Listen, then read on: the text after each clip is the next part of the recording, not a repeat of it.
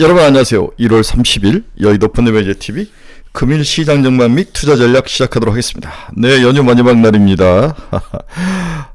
이 빠른 시간 모든 게 다 많이 남아있을 것 같았는데 결국은 오늘이 오는군요. 내일 또 출근해야 되는 그런 머리 아픔. 그날 또 금요일이어서 하루만 또 출근하면 쉬는데 또 중간에 많이 쉬시는 분도 많아서 연휴가 이제 눈이 정말 많이 왔네. 저도 고향 가는 길에 KTX 안에서 눈을 오랜만에 봤는데 굉장히 풍요로운, 멋지긴 하지만 그 안에서 막 고생하시는 분들을 보니까 굉장히 또 마음도 복잡한 그런 연휴 명절이었던 것 같습니다. 역시 시장은 딥시크 이 단어가 시장의 모든 걸 지금 지배하는데 첫날은 딥시크 충격이 터지고 그 다음에는 반등해서 올라오고 그 다음에는 또 여전히 좀 지속되고 뭐 이런 것들이 계속되는데 우리가 공이 퉁퉁하면 이렇게 하다가 이렇게 안정이 되죠. 그런 과정이다. 딥시크가 시장에 뭔가 지적 충격, 뭔가 시장에 하드웨어, 제가 우리 스터디 모임에서 늘 말해요. 지금 하드웨어 시대가 아니라 소프트웨어 시대다. 이 소프트웨어 시대로 시장이 급격하게 변화하는 그 시대. 그래서 저는 엔비디아에 대해서 아주 부정적으로 이야기하는 사람 중에 한 사람이죠. 쟤는 결국은 박스권에서 놀 거다. 이젠 제가 12달만 되든 18달만 되든 24달만 되든 무차별하다. 그게 중요하지 않다. 이걸 가지고 누가 어떤 모습으로 수익을 먼저 내느냐. 이런 건데 딥시크, 차이나, 중국이 먼저 치고 나왔습니다. 충격적이죠. 제가 보니까 중국에 미국에 유학 가서 박사학위 개발 사람 1년에 한 6만 명, 7만 명 했는데 글로벌에 제일 많이 봤죠. 이들이 미국에 정착하기도 하고 다시 돌아오는데 우리나라가 1년에 한 10,000명 정도 돌아오는 것 같고 이 어마어마한 질적인 차이. 결국은 미국이 가다 놓고 치면 늘 문제가 발생하죠. 그 안에서 또 맵집도 생기게 되고 맵집도 생기고 다양한 문제.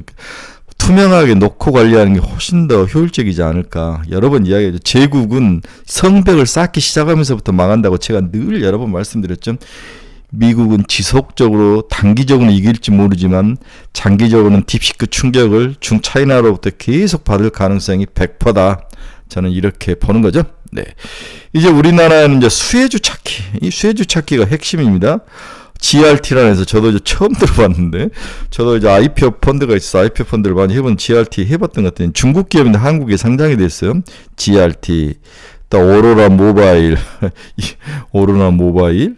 우리나라엔 또 어떤 기업이 될까? 저는 마음 AI나 뭐 이런 거 솔트룩스 같은 소프트웨어 쪽에 있는 기업들, 이런 기업들이 시장을 좀 올라가지 않을까?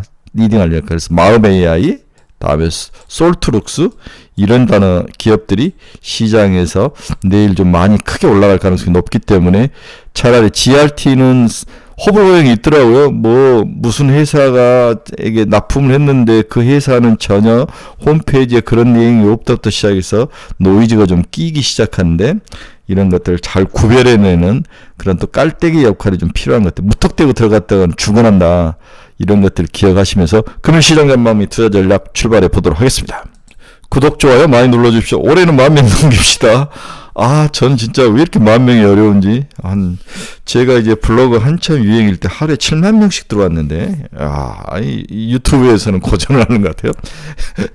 일단 썸네일이 좀 후지고, 리딩 하는 게 좀 구닥다리 스타일인 것 같은데, 또 어떤 분들은 이런 저의 올드한 스타일이 좋다고 하는데, 지치지 않고 끝까지 해보도록 하겠습니다. 올해 좀 많이 좀 밀어주십시오. 네, 금일 미국 시장을 보면 다우는 마이너스 0.31, 나스닥 마이너스 0.51, S&P는 마이너스 0.47. 좀 조정을 받았다. 어제 반등한 것들을 좀 토해낸 그런 모습이다. 전일 니케이는 플러스 1.02, 상하이는 마이너스 0.66, 항생은 플러스 0.14. 유럽은 영국은 0.28, 프랑스는 0.32, 독일은 0.97. 네, 딥시크 충격이 지속되고 있나? 이게 충격이 좀 지속되고 있죠, 여전히. 미국 증시 금리 동결했죠. FOMC가 나스닥, 다우, S&P 동방 하락세. 반도체는 일부는 하락하고 일부는 상승하는 그런 엇갈린 모습. FOMC 성명은 다소 강경해 보였지만 연준 인사들은 3월까지 다음 행보에 대해서 결정을 보류한 것으로 보인다. 약간 비둘기적으로 해석을 한 부분이 많다. 이렇게 보는 것 같아요. 매파보다는 비둘기였다. 지금부터 그때까지 나올 데이터가 향후 기조를 결정할 것이다. 3월 FOMC 회의 때까지 봐야 되는데 약간 비둘기적인 트럼프의 강성 발언이, 이 견제 발언이 좀 강하게 영향을 미친 게 아닌가. 모든 게 다 트럼프에 줄 서 있죠. 네. 저는 트럼프와 다음에 앨런 머스크가 분명히 갈등으로 헤어질 것이다. 그러면 트럼프 정부는 그때부터 힘이 빠지기 시작할 것이다. 이게 이제 제 기본적인 논리죠. 너무 트럼프 정부에 대해서 너무 그렇게 기대감을 갖지 마라. 어느 누구도 이 복잡한 글로벌 세상에서 혼자 독주할 수는 없다. 미국 뉴욕 증시는 연준의 당분간 기준금리 동결 기제 3대 지수가 모두 하락 마감을 했습니다. 중국 AI 스타트업 딥시크 충격이 여전히 여전한 가운데 장 마감 직후 잇따라 나올 대형 기술주 실적 발표에 관심을 기울여야 할 것으로 보입니다. 필라델피아 반도체스는 전장보다 11.07포인트 오른 49,018에 장을 마감을 했죠. 주요 종목으로는 마이크로소프트 1.0%, 엔비디아 4.1, 아마존 0.4, 테슬라 2.2, 브로드위컴 0.4, ARM 마이너스 1.2, 이 애들은 하락 마감했다는 거죠. 네, 어제 올랐던 종목들이 오늘 새벽에는 다 하락 마감을 했습니다. 반면 애플 0.4, 메타 0.4, 구글 알파벳 0.06, 넷플릭스 0.06, AMD 2.7 상승하며 마감하면서 대조적인 모습을 보였다. 애플이 조정을 받고 다시 올라오죠. 메타 올해 아주 좋아 보입니다. 구글 알파벳도 나빠 보이지 않고, 넷플릭스처럼 소프트웨어를 하는 회사들이 돈을 벌 수밖에 없는 구조다. 하드웨어 이제 버려라. 저는 그런 면에서 엔비디아는 마틴가리가 같다. $150가 항상 꼭대기다. 이날 미국 국채금리는 연준의 금리 동결 발표 이후 상승세에서 혼조세로 들어섰다. 뉴스에 따르면 연방준비제도 FOMC는 올해 처음 열린 FOMC 정례회의를 통해 6주간 적용될 기준금리 현 수준 4.2에서 4.5 동결. 지난 가을 통화정책 완화 행보 시작 이후 첫 동결이죠. 연준은 작년 9월 50bp 인하 이후 사이클을 개시한 후 11월과 12월 각각 25bp 인하를 단행을 했었습니다.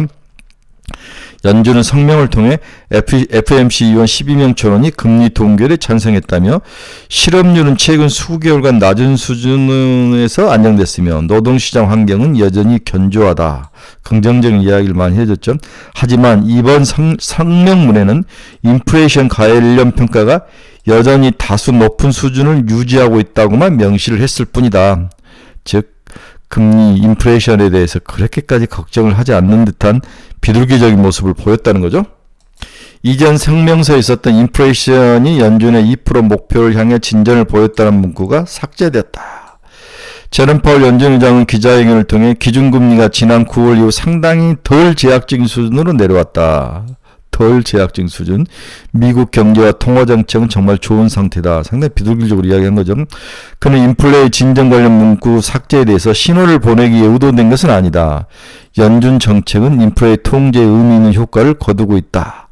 이렇게 말을 했습니다. 약간 뉴트럴하게 이야기를 했는데, 현재 정책금리는 중립금리보다 의미 있게 높다고 할 수 있다. 이렇게 부연 설명을 했죠. 그렇다면 내릴 수도 있는 게 아니냐. 인플레이션만 안정이 되면. 시장 분석가들은 파월 의장의 발언은 성명문에 비해 비둘기적인 색채를 띠었다. 저도 이 부분에 대해서 동의를 합니다. 일단 인플레이션이 높다, 내려오는 게 좀 멈추는 것도 아니다, 이렇게 살짝 했지만 속살은 살짝 비둘기적인 의미였다.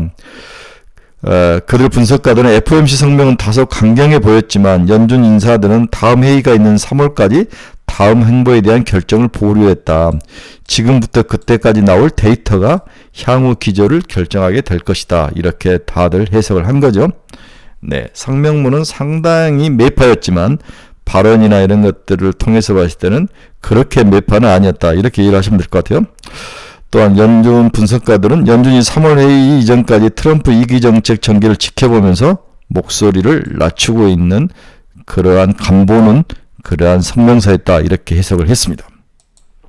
시장은 FOMC의 성명서 발표에 대해서는 전혀 관심이 없고 딥시크 이후에 주가들이 어떤 모습으로 움직였는가, 이 부분에 더 관심이 많은 거죠. 이날 시장은 딥시크 충격에서 아직 헤어나지 못한 양상을 보였습니다. 근데 여전히 계속되고 있죠. 엔비디아 주가는 7일 16.97 급락후 그제 8.9% 상승하고 어제 다시 4.1% 미끄러진 모습. 유력한 경제 매체가 딥시크 AI 모델 등장 이후 트럼프 행정부 관리들이 엔비디아 AI 칩에 대한 대중 수출을 추가 제한을 검토를 하고 있다. H800 같은 좀 싸구려 칩에 대해서도 이걸 가지고도 만드니까 이 부분에 대해서도 제한을 하겠다. 이게 핵심이죠. 네. 그러면 SK 하이닉스에는 굉장히 안 좋을 거다. 삼성에게도 저는 부정적으로 보는 거죠. 엔비디아가 대중 수출 요건을 충족하기 위해 설계한 저사양 제품 H20에 대해서도 규제 강화 논의가 있었던 것으로 알려졌습니다. AI 시대 총화로 일컬어지는 엔비디아 주가는 이번 주만 들어서 15% 가까이 하락한 상태이죠. 다만 어제 반도체 기업에서 ASML이 4분기 순예약이 전분기 대비 169% 급증한 실적 보고서를 공개해 주가가 4.29% 뛰었다. 그만큼 HBM 관련된 반도체에 이제는 EUV가 들어간다고 볼 수 있는 거죠. ASML이 반도체 어떤 그 장비업체들에게 희망을 줬다. 우리나라 한국의 소부장 관련 장비업체들에게는 나쁠 것 같지 않습니다. 글로벌 커피 전문업체 스타벅스는 전날 공개한 실적 보고서를 통해 턴어라운드 본격화를 시사하면서 주가가 8.14%나 급등한 모습을 보였습니다.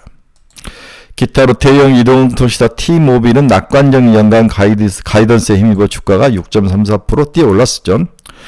트럼프 대통령이 설립한 소셜미디어 트루소셜의 모기업인 트럼프 미디어 테크놀로지 그룹은 금융 서비스 및 핀테크 사업 진출 소식을 알려 주가가 6.76% 상승을 했다. 어플리케이션 서비스 전문기업 F5는 저는 처음 보는 기업인데 올해가 기대치를 넘는 자체 회계연도 2분기 실적 전망을 내놓은 후 주가가 11.4% 급등을 했습니다. 상당히 이제 소프트웨어 기업 쪽으로 많이 주가들이 오르죠.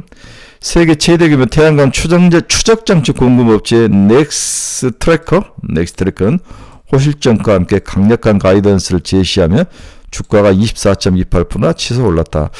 이 트럼프 행정부에서 2기에서 신재생 중에서 유일하게 우리가 볼만한 기업은 태양광이다. 태양광은 바닥에 오면 좀 살만하다. OCI 좀 추천했죠.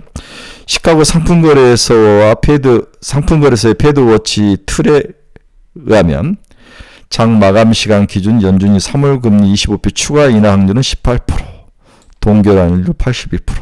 이제 나오는 CPI나 이런 실적에 의해서 숫자에 의해서 결정이 됐겠죠. 네, 별로 중요한 소식은 아닙니다. 일단 미국의 기업들이 상당히 좋았다. 나쁜 기업들이 그렇게 많지는 않았다라고 해석을 하고 하드웨어보다는 소프트웨어 기업들이 시장을 주도할 것이다. 딥페이크 관련 피해주와 수혜주가 가려지고 있는 상황이다. 내일은 그게 이제 시장이 우리나라 시장이 드러나겠죠. 누가 오르고 누가 터질지. 그제도 이야기했지만 랑원평, 딥시크 CEO. 항상 제가 여러 번 얘기했지만 글로벌 시장에서 새로운 뭐가 나오면 사람이 먼저 오더라. 랑원평이라는 사람 잘 기억을 해야 될 것 같습니다. 네, 오늘 금요일 새벽에 끝난 미국 주요 경제지표들 한번 봅시다. 달러 0.09% 상승, 약간 강세 107.780. 원달러는 시장이 안 열릴 것 같은데 저는 잘 모르겠는데 아마 안 열린 것 같아요. 1443원 아마 지난주 금요일 가격인 것 같아요. 엔화는 155.09엔 살짝 강세로 돌아서는 모습이 나타나고 있습니다. 미국 금리 한번 볼 거야. 2년짜리는 4.281 0.8bp 하락, 크게 하락은 하지 않았습니다. 10년짜리는 4.532, 1.7bp 하락.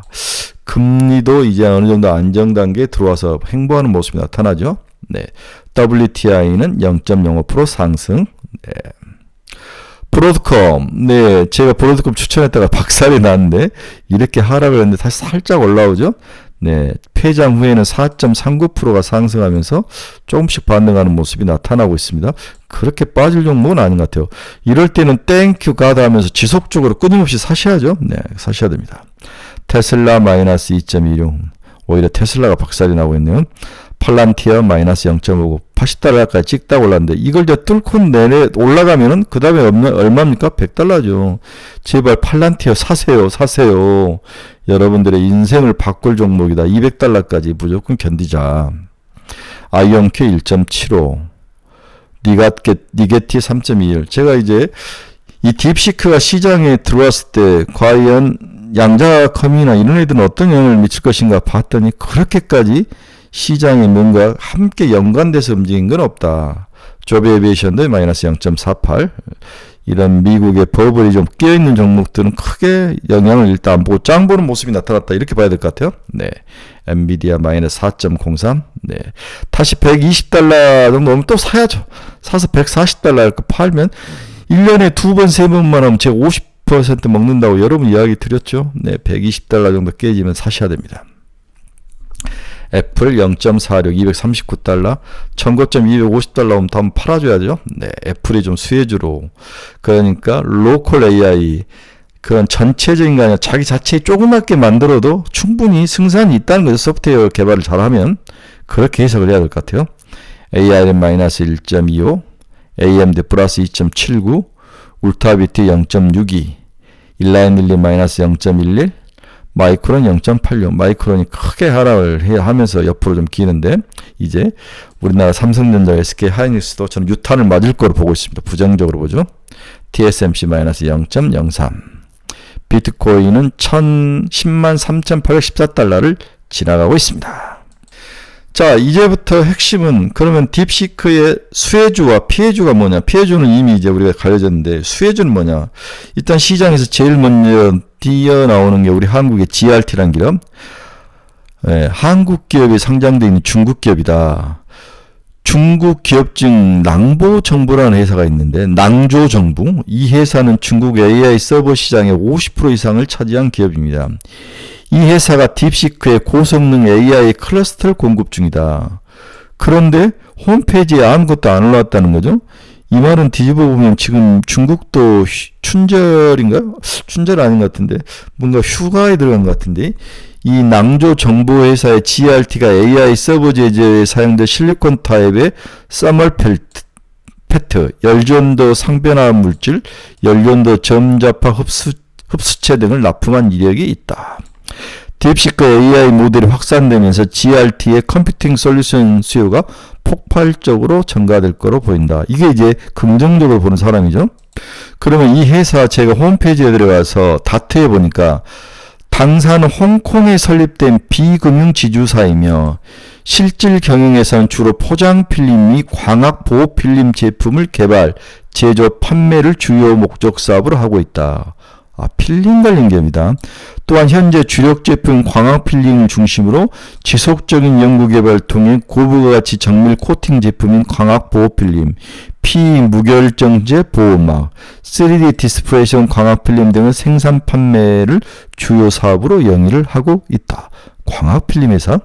그래서 수출 제품 비중을 보니까 포장 필름, 광학 보호 필름, 광학 접착 필름, 자동차 필름 이런 게 돼 있네요. 비중이 15.3, 38.1, 22.83, 22%. 필름 보험 회사인데 보호 필름을 만드는 회사인데 과연 딥시크와 관계가 있나? 이런 생각 좀 들죠.